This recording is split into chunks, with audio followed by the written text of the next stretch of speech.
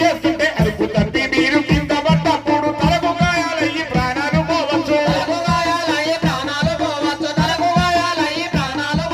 Helmet లేకుండా driving చేస్తుంటే అరుపు తప్పి మీరు కింద పడ్డప్పుడు తలకు గాయాలయ్యి ప్రాణాలు పోవచ్చు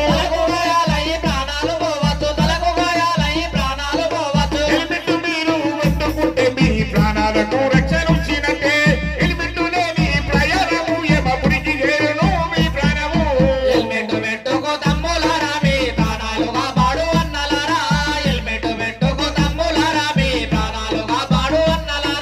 మద్యము సేవించి అన్నలారా మనము డ్రైవింగ్ చేయొద్దు తమ్ములారా గుడికారు నలుగుతూ అన్నలారా మనము డ్రైవింగ్ చేయొద్దు తమ్ములారా హెల్మెట్ పెట్టుకో తమ్ములారా మీ ప్రాణాలు కాపాడు అన్నలారా మద్యము సేవించి మందులోన మీరు సెల్లు ఫోనులోన ముచ్చట్లు పెట్టుతూ రయ్యి రయ్యి మంటూ దూసుకుపోతుంటే మద్యము సేవించి మందులోన మీరు సెల్లు ఫోనులోన ముచ్చట్లు పెట్టుతూ రయ్యి రయ్యి మంటూ దూసుకుపోతుంటే మీ ముందు పోయే వాహనాలను దాటుటకు గాని స్పీడు పెంచి తీరి అదుపు తప్పి మీరు తమ్ములారా మీ ప్రాణము డ్రైవింగ్ చేయొద్దు తమ్ములారా హెల్మెట్ పెట్టుకో తమ్ములారా మీ ప్రాణాలు కాపాడు అన్నలారా హెల్మెట్ పెట్టుకో తమ్ములారా మీ ప్రాణాలు కాపాడు అన్నలారా హెల్మెట్ పెట్టుకో తమ్ములారా మీ ప్రాణాలు కాపాడు అన్నలారా ఒక్క 300 రూపాయలు హెల్మెట్ ఇంకా అంటే ఇంకొక 200 500 రూపాయలు మంచి హెల్మెట్ వస్తాయి మరి అది ఒక్కటి హెల్మెట్ పెట్టుకుంటే మన తలకు గాయాలు కాకుండా తలకు ప్రమాదమై కింద పడ్డప్పుడు మరి మనం ప్రాణాలు రక్షిస్తుంది 500 రూపాయల హెల్మెట్ మరి 500 రూపాయల హెల్మెట్ మనం ప్రాణాలు రక్షిస్తుందంటే మనం పెట్టుకోవడానికి పర్వా మరి అదే హెల్మెట్ పెట్టుకోకుంటే ఆ తలకు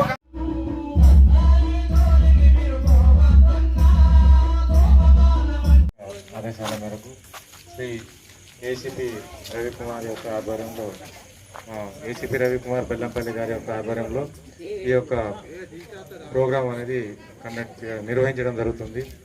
దీని యొక్క ముఖ్య ఉద్దేశం ఏంటంటే మనం తెలియకుండా చాలా తప్పులు చేస్తున్నాం. మనకు తప్పులు అనేవి జరిగిపోతూ ఉన్నాయి. ఎందుకంటే చట్టాలపైన సరైనటువంటి అవగాహన లేకపోవడం,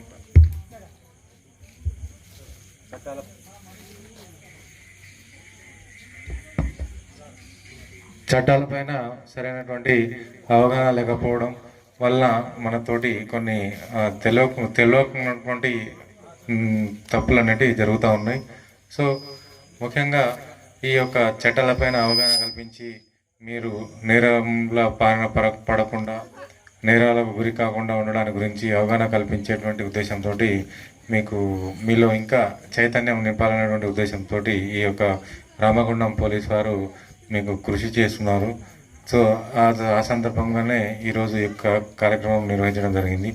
ఇందులో ముఖ్యంగా మనకు సైబర్ నేరాలు అనేవి జరుగుతూ ఉన్నాయి. ఈ రోజులలో సైబర్ నేరాలు అంటే ఇంతకుముందు పాతకాలంలో మన యొక్క డబ్బులన్నీ కూడా ఇంట్లో ఏదైనా ఒక బ్యాంకు డబ్బులుంటే మనం ఎక్కడ దాచుకునే వాళ్ళం అంటే ఇంట్లో ఏదో ఒక అల్మారీలో లేకుంటే ఎక్కడో గుడ్లోనో దాచుకునేటోళ్ళం. అప్పుడు దొంగలు కూడా ఏం చేస్తుండే వాళ్ళు అంటే ఎవరైనా ఇంట్లో ఎక్కువ డబ్బులు ఉన్నాయంటే వాళ్ళ ఇంటికి వచ్చి తలుపులు తాళాలు పలగొట్టి ఇంట్లోకి వచ్చి దొంగతనం చేసుకుని పోయేవాళ్ళు. మళ్ళీ కొద్ది రోజులకే వాళ్ళు దొంగతనం చేసినటువంటి దొంగలు దొరికితే ఆ డబ్బులన్నీ కూడా రికవరీ అయ్యేటి, వాళ్ళు ఇచ్చేవాళ్ళు, మళ్ళీ తిరిగి ఇచ్చేవాళ్ళు. అదేవిధంగా పొడగొట్టుకున్న వాళ్ళకు కూడా డబ్బులు అన్నీ కూడా కోర్టు ద్వారా అందరికీ డబ్బులు కానీ బంగారం కానీ అన్నీ కూడా తిరిగి ఇచ్చేటువంటి పరిస్థితి.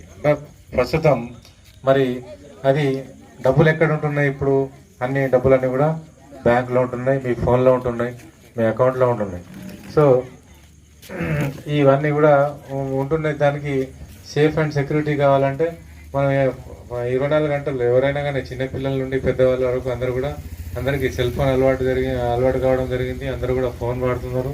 ఫోన్ వాడుతూ ఉంటే దాని యొక్క మనకు తెలియకుండానే మనం ఏం చేస్తున్నామంటే కొన్ని నంబర్లు అడుగుతున్నారు, చెప్పేస్తున్నాం. పాస్వర్డ్ అడుగుతున్నారు, చెప్పేస్తున్నాం.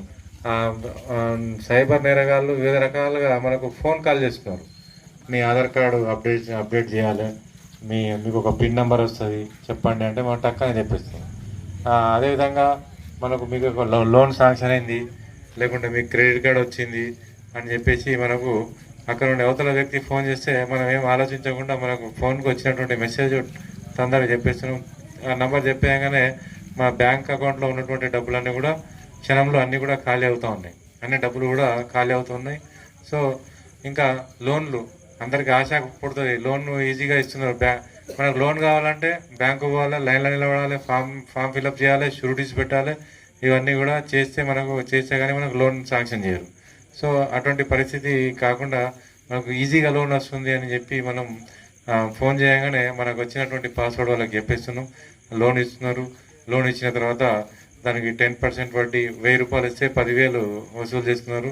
ఆ విధంగా ఇవ్వకుంటే మన యొక్క ఫోటోలు అన్నీ కూడా వాళ్ళ దగ్గర పోతున్నాయి. వాళ్ళు రకరకాలుగా దానికి మార్ఫింగ్ చేసి అది చూడకుండా ఉండే విధంగా చేసి అందరికి పంపిస్తామని బెదిరిస్తున్నారు. ఈ విధంగా మనకు లోన్ యాప్స్ ద్వారా కూడా ఎవరు కూడా లోన్లు ఇస్తామంటే ఎవరు కూడా నమ్మద్దు, ఎవరు కూడా పాస్వర్డ్, మీ అకౌంట్ నెంబర్ డీటెయిల్స్ ఎవరు కూడా చెప్పకూడదు.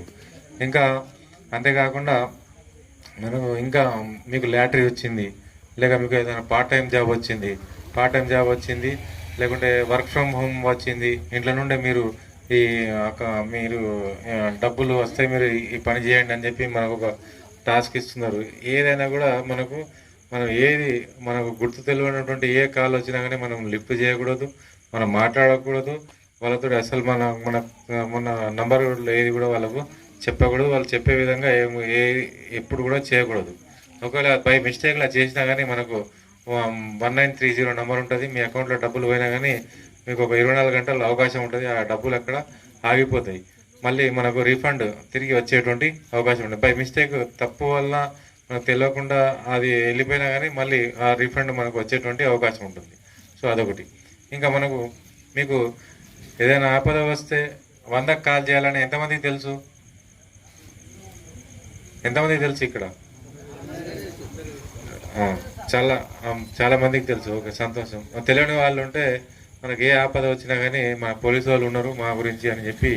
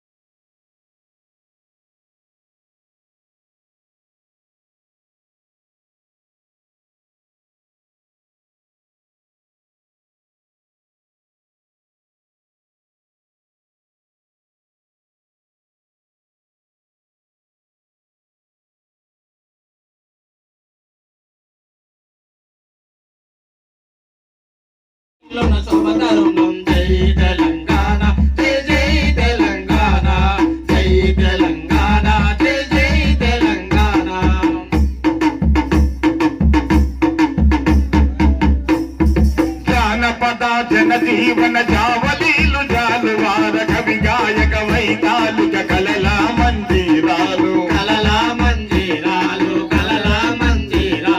జానపద జనజీవన వైతాళిక కలలా మందిరాలు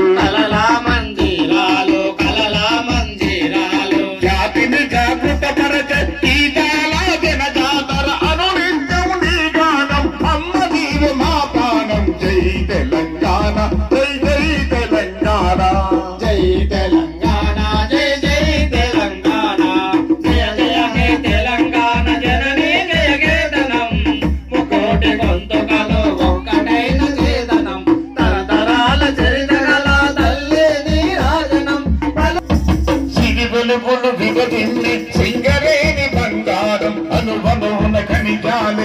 తనువుకు సింగారం నీ